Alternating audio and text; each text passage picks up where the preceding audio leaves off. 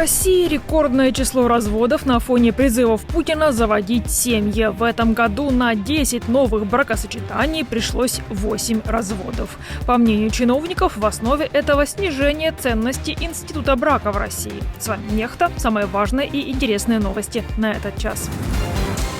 В Мурманске столкнулись грузовой и пассажирские поезда на полной скорости. Есть пострадавшие. В Госдуме нашли виновных в катастрофической инфляции и росте ключевой ставки. За что Орбан обиделся на Зеленского? Дорогие подписчики, я все вижу. Вы не поставили лайк этому видео, поэтому сделайте это прямо сейчас. Так наше видео YouTube покажет еще большему количеству людей. Ну а мы врываемся в новости.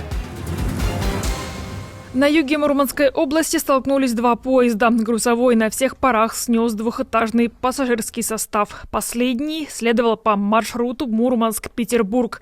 На момент записи выпуска известно о 14 пострадавших. В поезде ехало более 300 человек. Среди них есть тяжело раненые, сообщили в оперативных службах региона. Причиной аварии могла быть поломка грузового поезда. Кричите там, врачи, вернитесь, вон они! Там кто-то кричал еще.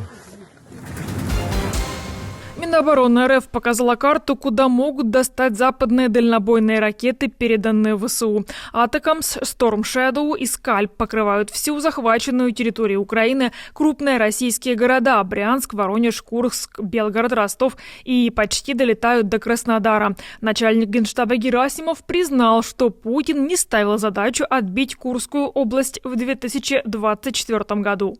В настоящее время уничтожение и выдавливание вооруженных формирований и иностранных наемников из занятых населенных пунктов продолжается.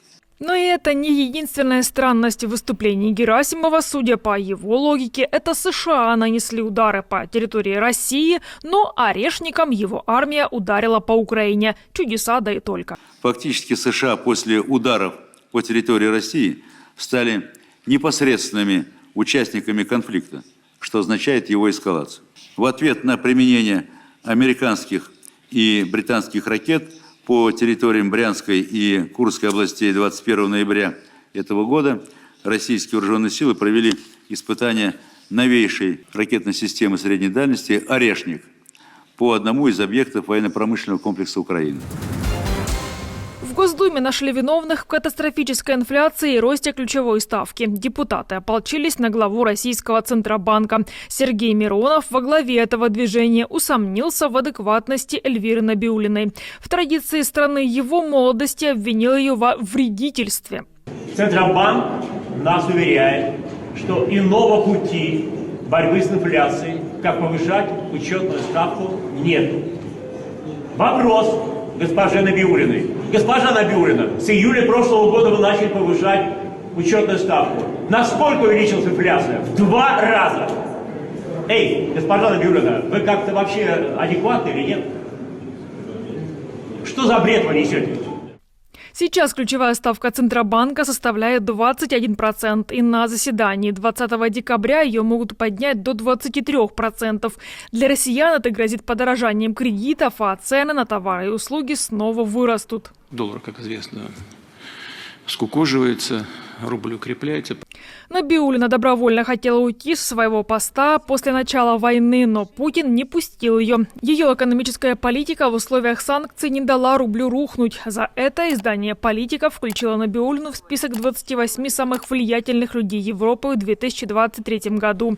Экономисты видят самые печальные перспективы для российской экономики. Идет очень большая война против Центробанка. Центробанк сейчас официально практически назначили ответственным за инфляцию, ответственным за беду, ответственным за спад экономики. Идет страшная война, уже заголовки появляются в печати, что вот вокруг Центробанка формируется враждебный фронт, возникает некая фронта, союз враждебных сил против Центробанка, чтобы Путин собирал секретную встречу руководителей промышленности по вопросу определения новых вариантов полномочий Центробанка, то есть речь идет уже о возможности пересмотра закона о Центробанке.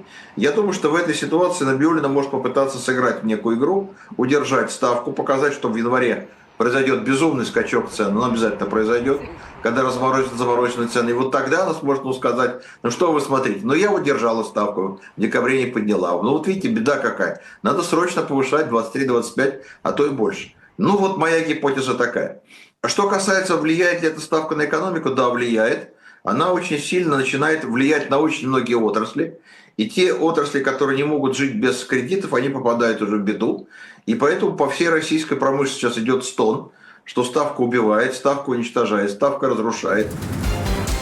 Нет сил, чтобы вернуть Донбасс и Крым, но Украина не может отдать свои территории. Президент Зеленский снова высказался о переговорах с Россией в интервью французской «Le Parisien». Отметил, что для переговоров важна сильная позиция, но у Украины ее нет, хотя и слабой тоже. Мы не можем и отдать наши территории. Конституция Украины запрещает нам это делать. Важно не то, кто сидит напротив. Важно, в каком состоянии вы находитесь, когда ведете переговоры. Я не думаю, что мы находимся в слабой позиции, но и в сильной мы тоже не находимся. Будем ли мы в НАТО, мы не знаем. Будем ли мы частью Европейского Союза? Да, в будущем, но когда? Сесть за стол переговоров с Путиным в таких условиях означало бы дать ему право решать все в нашей части света. Кроме того, Зеленский отметил, что ни один мировой лидер не может вести переговоры с Россией без участия Украины. Он снова раскритиковал мирные потуги премьера Венгрии и отметил, что тот не имеет никаких рычагов влияния на агрессора. У кого еще в Европе есть такой опыт, как у Украины? Ни у кого. У Орбана есть такая армия? Нет. Как он будет давить на Путина? Шуткой? Улыбкой? Пусть себе оставит. Премьер Орбан, желающий, знаете, как-то там, что-то там, не получится. Я его не пущу и таких, как он. В ответ на это на своей странице в X Орбан ответил, что не поддастся на провокации Зеленского, который высмеивает его миротворческую инициативу. Мы не будем отвечать ни на какие провокации, на столе лежит предложение о прекращении огня. Примите его или откажитесь от него. Это ваша ответственность. Что вы думаете о мирных инициативах Орбана, напишите в комментариях. Наша команда существует благодаря вам. Поддержите ее, чтобы мы могли продолжать нашу работу. Россия впервые с начала войны увеличила поставки газа в Европу. Импорт топлива в ЕС вырос до 19%, пишет Bloomberg. Большая часть российского газа поступает по трубопроводам, проходящим через Украину и Турцию. Среди крупнейших покупателей Австрия, Словакия и Венгрия, экономика которых значительно зависит от топлива. Украина заявила, что не будет продолжать контракт на транзит, который истекает в этом году. Чем очень обеспокоен премьер Словакии Роберт Фицо, еще один друг Путина в ЕС, сидящий на газовой игле. Если это будет не российский, то это будет какой-то другой газ. Мы просто позволим этому трубопроводу пересохнуть. Во имя чего? Потому что вам не нравятся русские? Ладно, они мне нравятся. Ну а тем временем акции «Газпрома» рухнули до исторического минимума после сообщения о том, что ЕС не заинтересован в дальнейшем транзите российского газа через Украину. Их цена составляет чуть менее 106 рублей. Это минимум за 16 лет. Резкое падение началось в понедельник, ну а вчера только продолжилось. Если посмотреть на эту кривую стоимости акций «Газпрома», то мы увидим очень интересное совпадение. Как только начинается тот или иной шантаж, например, газовая война с Украиной, или война с Украиной, или шантаж путем повышения цен, как это было в 2021 году, то акции «Газпрома» резко взлетают вверх. То есть фактически эта кривая подтверждает тот факт, что «Газпром» – это как шантажист. То есть стоимость акций, она отображает не реальную стоимость компании, а то, насколько велика зависимость того, кто покупал природный газ, от компании-шантажиста. При этом, я думаю, что если бы, допустим, руководство «Газпрома» руководствовалось исключительно экономическими соображениями, то политика была бы немножко другой. И динамика акций была бы немножко другой. И мы бы не наблюдали вот таких вот резких взлетов и падений. Сирийцы штурмуют банки с мешками полными денег. На фото видно, что люди несут горы обесценившихся банкнот, иногда в больших мусорных пакетах. Инфляция в Сирии не поддается контролю уже много лет. Среднего месячного дохода в стране хватает максимум на 20 литров бензина или 10 буханок хлеба. На днях Financial Times писала, что Асад вывез в Россию 2 тонны валюты. При этом 70% сирийцев жили за чертой бедности. Зона загрязнения мазутом побережья Черного моря в Краснодарском крае увеличилась почти вдвое до 50 километров, сообщили в МЧС. Однако экологи говорят о худших цифрах в 100 километров. Мазут из 2 затонувших несколько дней назад в Черном море российских корыт залил пляжи Керченского пролива. У экологов и волонтеров не хватает рук, чтобы собирать мазут и отмывать от него птиц и даже дельфинов. Большинство птиц уже имеют химические ожоги на коже. И большинство птиц имеют проблемы с глазами, потому что попадают моющие и крахмал в глаза. Сейчас будем как-то решать этот вопрос, отправлять в груминг-салоны или к людям домой просто птиц, чтобы люди их мыли, привозили сюда. Тут мы будем оказывать им квалифицированную ветеринарную помощь. Это лечение, это кормление, обследование, отправка далее по волонтерам. Потерпевшие крушение танкеры по документам шли в порт Кавказ, расположенный в северной части Керченского пролива, но прошли его и пошли в сторону Черного моря, то есть документы на рейс были липовые. И все это последствия работы российского теневого флота в обход санкций. Чтобы вывозить нефть, используют любую рухлядь, что способна плавать. Появление старых танкеров, которые перевозят нефть по Северному морскому пути, что мы заметили в этом навигационном сезоне в этом году. Желание любыми способами экспортировать добытую в России нефть может привести к тому, что подобная катастрофа случится в арктических водах, и тогда уже устранять ее будет намного сложнее.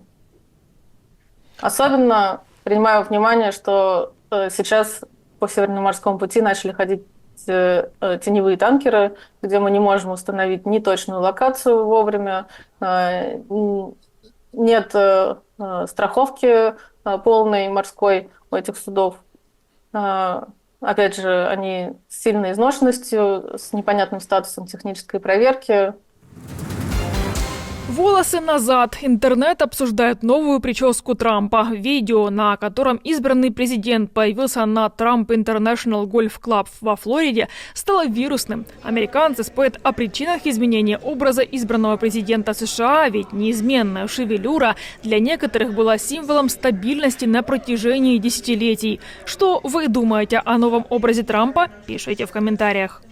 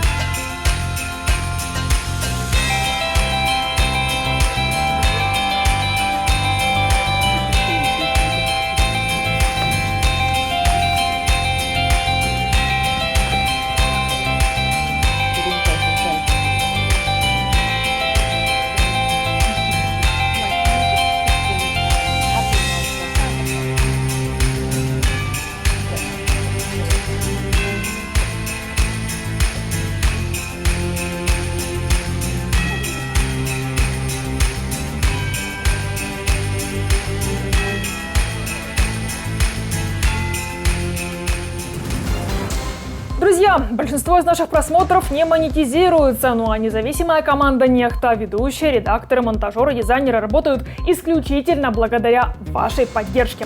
Мы получаем ее со всего мира, постоянных донаторов, и их комментарии вы видите сейчас на экране. Мы вам очень благодарны за поддержку. Если вы хотите присоединиться к их числу, нажимайте на кнопку слева от видео или становитесь постоянным спонсором, кнопка под этим роликом. Я же прощаюсь до следующего выпуска. До новых встреч!